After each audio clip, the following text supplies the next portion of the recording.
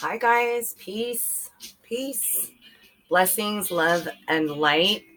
It's Shanny with Healing Elements. I have not tapped into just like the candid, let me be me and just have a chat, a combo, a testimony in a couple of months, ever since I opened that playlist and added some, vlogs, basically video logs about some experiences, maybe some thoughts that I had on spiritual awakening, some really serious shit, which leads me to today's video. I'm just going to say a disclaimer, especially lately, of course, with their YouTube's policy about marking which ones are appropriate for kids. Interestingly enough, I think this video is appropriate and should be shown to kids if, the parent wanted to educate the kid like that, because I'm gonna share a story that happened that was really serious. It was an attempted rape for one of my best girlfriends in the whole world, who was a virgin. So that would have been her, unfortunate loss of virginity and traumatization and lifelong trauma and scars if she would have got raped. But inevitably later that same night, I'll explain the whole story, but one of our best girlfriends, this person went back for one of our best girlfriends and ended up raping her. So this story is, just a day in the life of, a 17-year-old. I was 16, turning 17. I believe I was probably just 17, maybe approaching it. And, summer going into senior year, and, very carefree, as a lot of us are entitled to be, enjoying our life, being careful, but maybe, in hindsight, it is never, it is never too crazy to be safe. It's better to be safe than sorry. I mean, my mom always preached that. So, this story, of course, I'm going to leave out names. Most of the people who come across my videos or are, private clients, subscribers, or followers for my Instagram are people that I've met recently in this journey, like last 3 years on this, whole life path that I've chosen as far as, my modality to heal. And it's, doing astrology readings, tarot readings, intuitively guided videos just like this, to try to, reach out to anybody that might receive a message that hits home, that maybe, get something that is reminiscing within them that maybe was repressed and they deal with that on their own, maybe just like this jump off point. So it's really serious to talk about rape. And I already did a video about, an attempted molestation or a molestation that happened to me when I was 10 and I had to go to court. I put that on my page, and I was surprised at, the response as far as just how many people, and it shouldn't surprise me, of course, how many people literally have an unfortunate experience, if not a traumatic experience, like my girlfriend ended up getting raped. But this story, is much respect for that terrible, traumatic inevitability. But this story is about a lot. It's not only about, predators and, like life and how crazy you can go down one path or the other just by making a split decision choice. And it could lead you to two very different butterfly effects, or two different existence emotionally for the rest of your life. So basically it ties into always heed your own intuitively guided warnings. Like always act, on those hunches, act upon your, own intuitively guided, I always say, barometer of truth. Like I'm not saying every single hunch or suspicion or even anxious feeling psychologically that you get needs to be dramatically followed and it's going to change your life. But, part of that Neptunian Pisces statement just now is true. Just one out of every 5 things, small or big, even, when they say, you had a hunch and you decided to be late for work and it was the plane that crashed for September 11th. Just a lot of stories like that. People, heed this big pull inside of them and stand their ground, and then it makes a difference. So this is one of those stories. So me and my best girlfriend, she was a virgin. And so we, were smoking. We were in the Bay Area. We were smoking, pot. And I don't think we were drinking this night, but 17 years old, we definitely had experimented, but it wasn't any kind of situation that we would perceive, and we were pretty smart girls, we would perceive as being dangerous. Our girlfriend, the poor victim who ended up getting raped that night, our girlfriend called us up. We were at home, and it's weird. We were like one of those modes where you're just settling down. It was like later than usual. It was dark, even though it was summer. So it had to be like 8 or 9. And it was like 4 or 5 cities away in the Bay for where we lived. And I just remember from the very beginning, looking back, I remember when I got the call, me and my best girlfriend got the call from our other really good girlfriend saying, hey, I'm just chilling with my boyfriend and his one friend. Why don't you guys come up and smoke like a hootie or a blunt, whatever, or just kick back and chill. It's like Friday or Saturday night. And we were all like simpatico. Always, we were doing things like going to raves and, beach bonfire parties and things like that. Like when I was in high school, I was a definite hippie and all into the whole Nirvana Sublime type of energy and vibe. So we were very tight, very close. It wasn't unusual for us to go and meet this good girlfriend. And me and my really best girlfriend were incredibly tight, like sisters, bonded at the hips. And so, of course, it was known respectively, of course, for me and everybody around us that, she had chosen to wait. She had not lost her virginity. She was a virgin. And, the sweetest soul, very, very good person, that would not have deserved any kind of experience like that to be her first, or any, even if it wasn't her first. No one deserves rape, including my girlfriend, who inevitably, again, ended up getting raped that night. So, by her boyfriend's friend. It's literally, it goes without saying that we never can be too careful. We really have to always put up our radar and our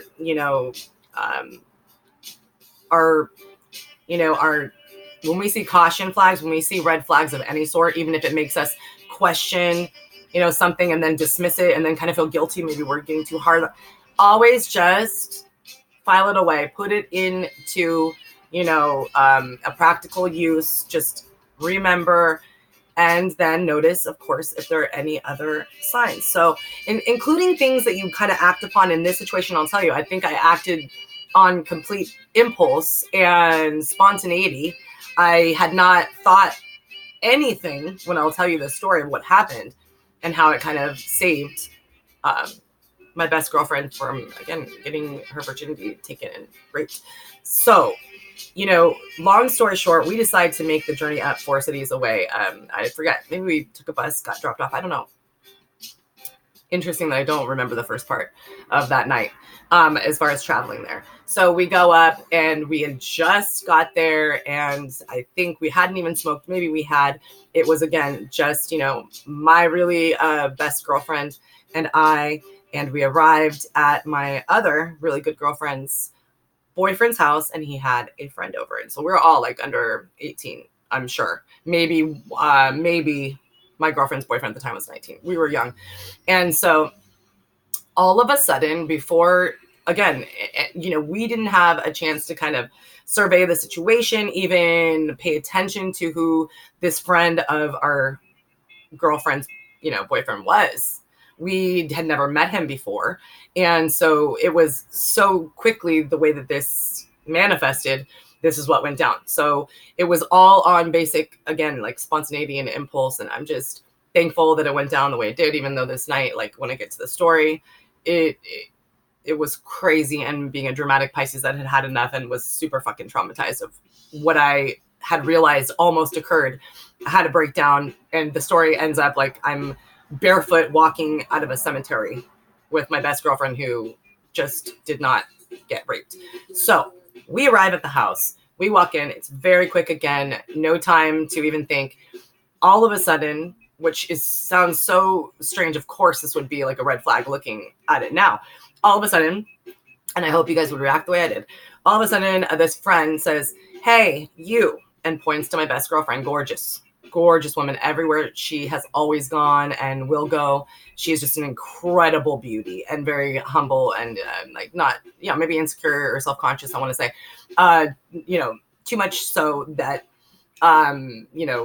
if she was an egotistical person, she would be extremely conceited or something like that. You know what I mean? She's just a looker. She could be a model. Her face is just exquisite. So it's no surprise everywhere we went, like people would be like, would call my best girlfriend's followers before there was Instagram.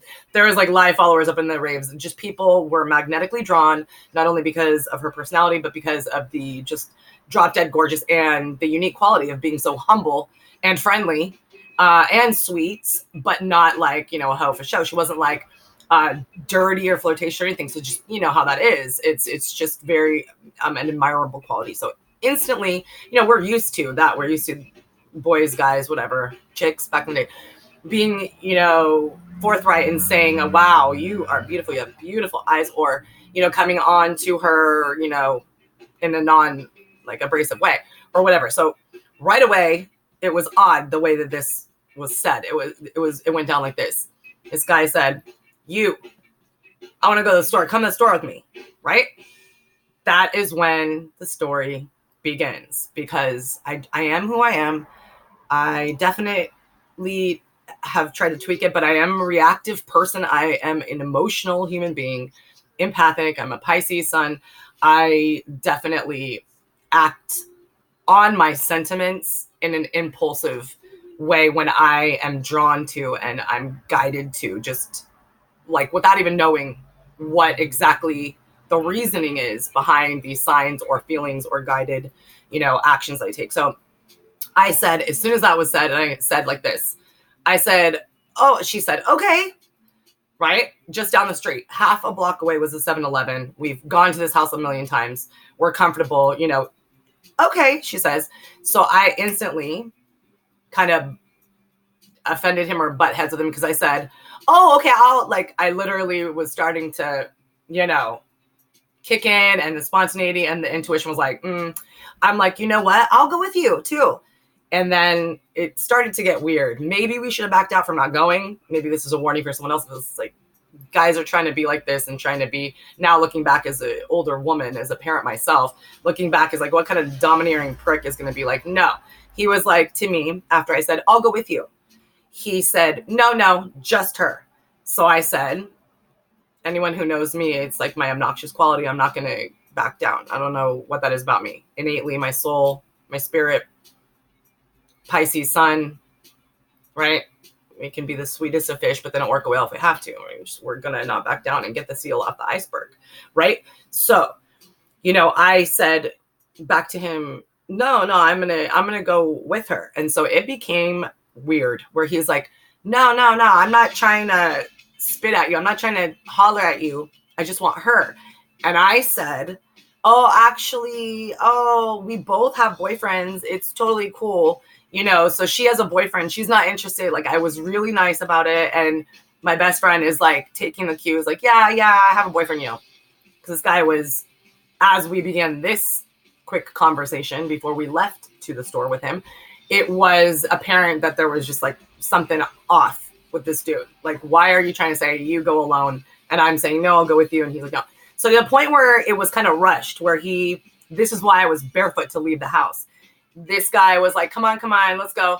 So started walking out the house. My best friend followed. I was like, yeah, I'm definitely going with her. We're connected at the hip. We don't travel anywhere, without each other. And he's being like, not abusive or crazily combative, but just saying, oh man, no, I just want her.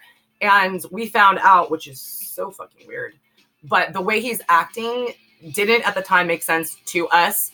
And it does now in hindsight, because we found out that he apparently was like on some sort of drug. Like, I don't know what he was on, crack, meth, I don't know, but it was one of those, daily things. And the dude was just not right in his head. No excuse for what his behavior was, but that kind of thing. Maybe that is why it didn't seem dangerous when he was saying, nah, man, I just want to talk to her. No, you can't come, girl. And I'm getting in the car. I get in, like, basically forcing my will. Like, okay, Like, we weren't about to go to blows yet. It wasn't getting too tense, but I'm basically making it clear, like, you know what? Sorry, like, try again. I'm going with her. So either I'm going with her or we're not going, or she's not going. Right. And, you know, my best friend's very assertive, very domineering personality, opposite of me. Like, she's, you know, assertive. She would have told me if it was too much or if she wanted to go with this, you know, dude, da, da, da. It was already to the fact that I believe we were throwing each other a couple of those, like, you know, Pisces to bestie looks, like, right? I wonder. So it just was no kind of, like, you know, sexual predator vibe, but it just began right away to totally tumble and have a tower moment and just crumble and get to traumatic level, like red flag level, red alert, like hazardous level within like 2 minutes after we got in the car. So we got in the car and I, you know, had said earlier the 7-Eleven was like a half a block we could have walked. Block, maybe, right? Block and a half. We could probably see it from if we walked out to the street. So, you know, the fear of God came in like a bandit to both myself and my best friend, as you can imagine, when we literally are driving and we pass. There goes the 7-Eleven we're supposed to be going with him to just get, I don't know, something to eat, whatever it was. We passed the 7-Eleven and my heart starts racing and my gut is just, you know, twinging because he's not saying anything when we are saying, both of us, you pass the 7-Eleven, right? Like, started like that, you know, and then it's incessantly getting like really, really weird. We are like one city away by the time I was, you know, I get frantic and I was intuitively guided to be like, danger, danger, danger. What the fuck? Like, this is so crazy weird. He's totally silent. He hears us speaking and we're asking him, why you pass the 7-Eleven? Where are you taking us? Straight up like kidnapping, right? So, you know, long story short, again, we're like almost to the next city in the Bay Area, right? South San Francisco and then Colma. We were approaching Colma and I, you know, at the time, no holds barred because it had been, you know, a good minute. It was too long time and too far away from where we were coming from with the stranger who did not stop at 7-Eleven, who was silent as a weirdo. And I lost it. I just started like being hysterical Pisces in the backseat. Like, dude, where are you taking us? What the fuck are you doing? Yada, yada, yada, yada. So me and my obnoxious, like incessant, frantic hysteria of, you know, addressing the situation and being like, yo, dude, what is going on?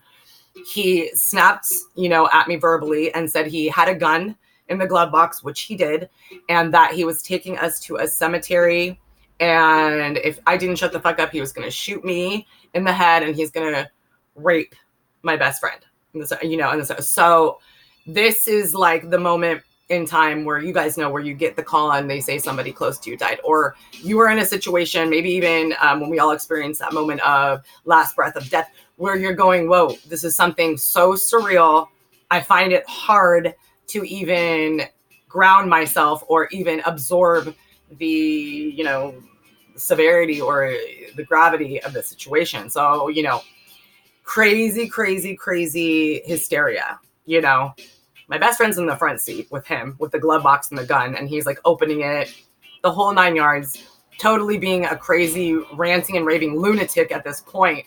Just very strange comments and loud and aggressive toward me because I'm definitely frantic. Of course, you know, insisting that he pulls over and he lets us the fuck out, you know, and I'm screaming and saying all the things that you would say. Like, I'm not going to tell anybody, you don't, you know, don't trip, just get me out. Do not do this. Do not do this, you know, blah, blah, blah. Like the whole 9 yards. I could spend hours talking about that frantic moment and the fear of God. And literally, you know, I did not know what the night would end up to be at that point. I was totally shaking on the inside, frantic, completely emotionally traumatized because I sensed and knew, of course, because of the way I was feeling and the whole, you know, him directing, I'm going to rape you. And I knew, of course, I'm not saying this out loud, to him. But I knew that she's a virgin and she's having that extra added, complete and total breakdown of, you know, of sanity, of, you know, just, oh my God, am I going to endure this atrocity? Really, though, men, I'm sorry, not just men, people who are predators sexually in this manner, it just is the most traumatizing experience for the victim. It is so detrimental, even, you know, doing this, because we did get out of it. But even that, you know, this whole story, when I say it, this is the first time I think I've spoken out loud beside my kids. I tell my kids as a, you know, a warning, because I'm very like proactive about that. So, you know, long time goes by. We're still in the same city. It was a city away. It's Colma in the Bay Area, and it's filled. Colma is filled. It's the Veterans Memorial Cemeteries there, and it's filled with all kind of other private cemeteries. So, you know, he drives, and these cemeteries are humongous. There's no street lights. It's back in, we're like in 1994. You know, no cell phones. I mean, you know, totally desolate. Of course, this is like nighttime. By then, it was at least after 10. So very, very few and far between people even approaching the entrance of the cemetery. Definitely not a soul in the cemetery. And it's one of those cemeteries that is on like huge rolling hills, and the Bay Area is very congested in parts, but in this particular city, Colma, it is desolate and just filled with grass, rolling hills, and dead bodies, urns. I mean, crypts and gravestones. So he's driving up in the cemetery, and I'm continuing to do the same thing that I did, just plead and insist, not violently, but more persistently, and demanding and screaming and like, you know, I'm going to freak out. Da, da, da, da, da. So we pull up to an abandoned, like on top, he like rolled off of the road, the side road that you drive up to get to your relative's graves. He rolled up like on graves. So we're like on the grass, rolled up in like a nightmare scenario. He is screaming, you know, the gun is in play, of course, not shooting, but threats. And I'm frantic, aggressively frantic, where I think I started going into my, like, I don't know, I could have lost my life, but it's like, what else do you do? I went into my like orca whale thing where I was like, dude, get me the fuck out of here. Open the door, Margie. I don't care. We got to run, whatever it is, whatever the case may be.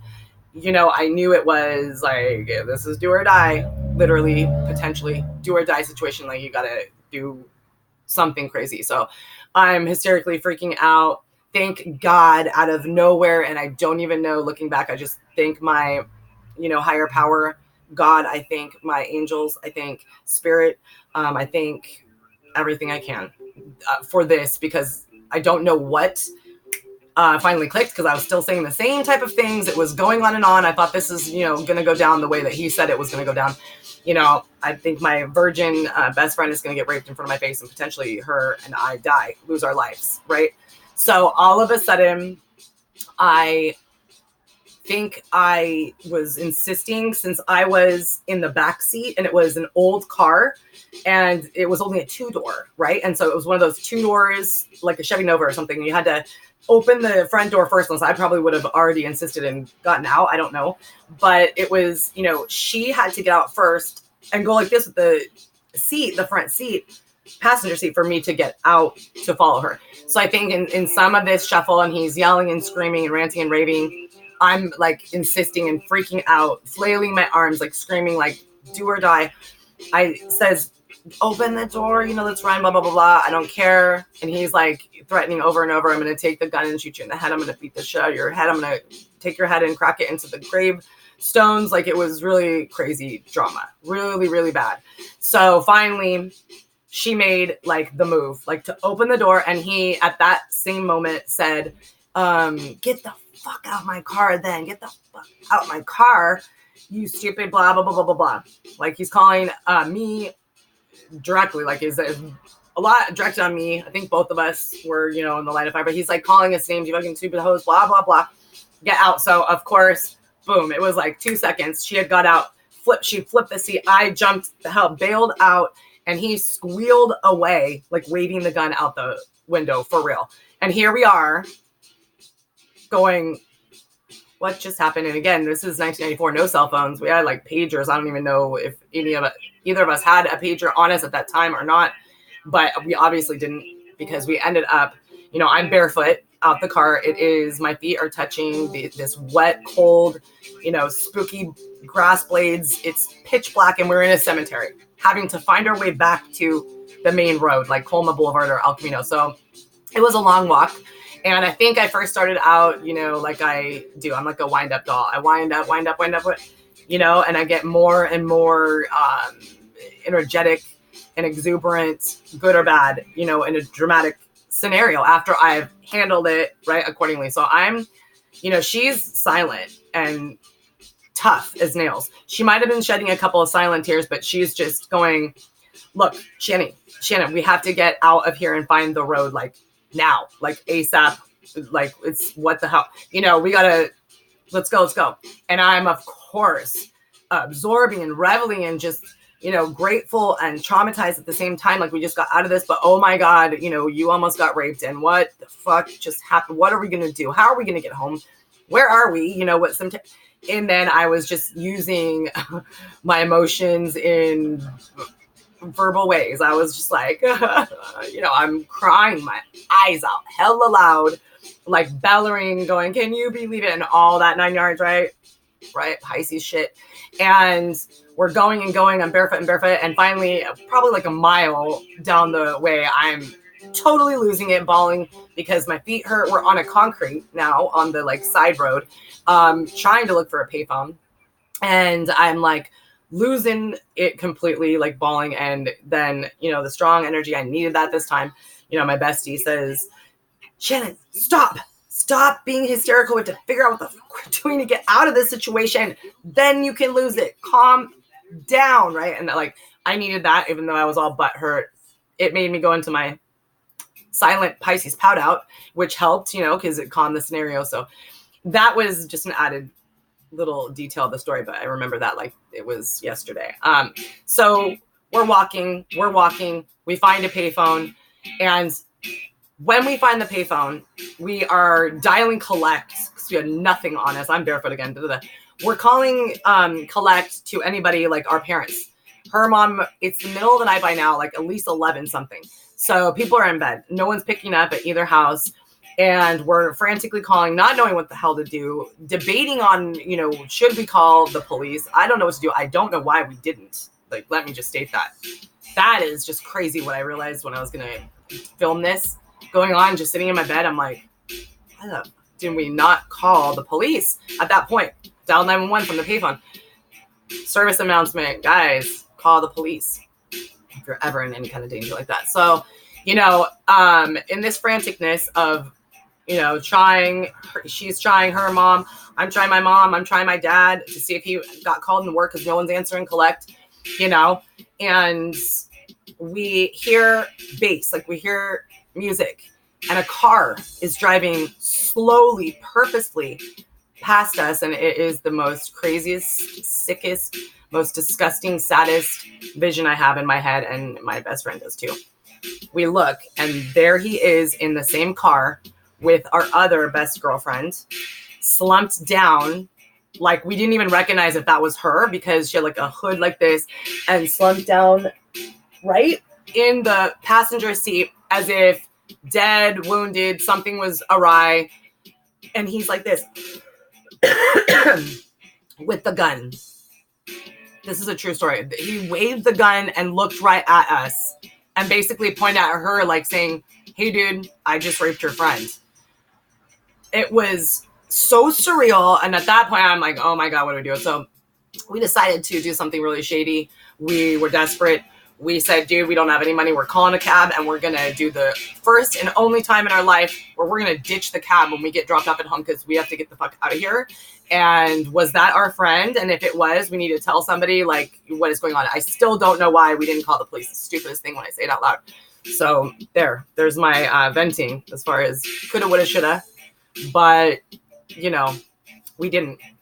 We did take the cab, traumatized as hell. We did ditch it successfully, going through the back gates of our apartment complex. We lived in the same apartments. I go in, we contacted our girlfriend immediately. She had picked up the phone at her boyfriend's, and sure enough, totally was like the worst night ever. We stayed up with her. She came over to my other girlfriend's house. She was raped after he got, back to her boyfriend's house. He said he didn't know where we were or whatnot, and that he wanted her to come with him alone to look for us. So the poor thing ended up getting brutally raped. And then, in hindsight, there's no judgment at all, guys. But I do say, please report stuff. I didn't, so that's my responsibility. I could have reported what he did to us, right? Blah, blah, blah. I didn't. My friend, we all implored her, like the 5 of us girlfriends, the next day. It was my best girlfriend who almost got raped and taken her virginity. It was her birthday the next day. It was so surreal, at a full moon, nonetheless.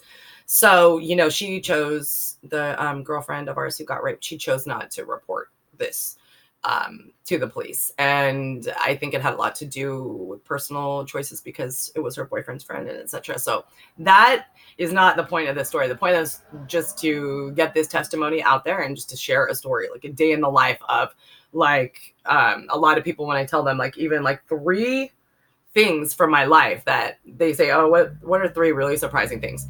Whenever I tell them even like a couple, a few, 2, 3, they're like, girl, you should write a book. That sounds crazy. It like almost sounds like it's not true. Like you're making it up because it's just the strangest things. Like, look at the Shanny Testifies playlist. Just look at the titles. You know what I mean? It's like my husband and I really almost did die on our honeymoon flight home. I had to make emergency landing, plane crash, yada, yada. Like, it's just crazy when you think of it. I really did fucking see legitimately up close a humongous mountain size, mile wide size flying saucer UFO that I testify about. There's just so much more too that I could testify, like, about just my own self-afflictions with addiction and coping in the wrong way, just things like that.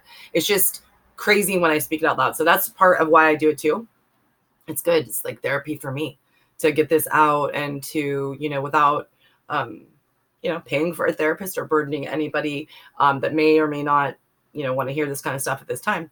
This is why I do this. So I hope if anybody's listening to this, if anybody has been a victim of rape or of attempted rape or anything at all, of sexual assault nature, my heart goes out to you. It is so painful to think of what my girlfriend who got raped, has to relive in those dark shadow moments if she ever does. And I just want to tell you that you're the bravest of souls, and that, one day, with my whole hippie belief, I really feel like divine feminine energy, not female, but divine feminine, that nurturing, caring nature of, we want to take care of, we are the world type of energy.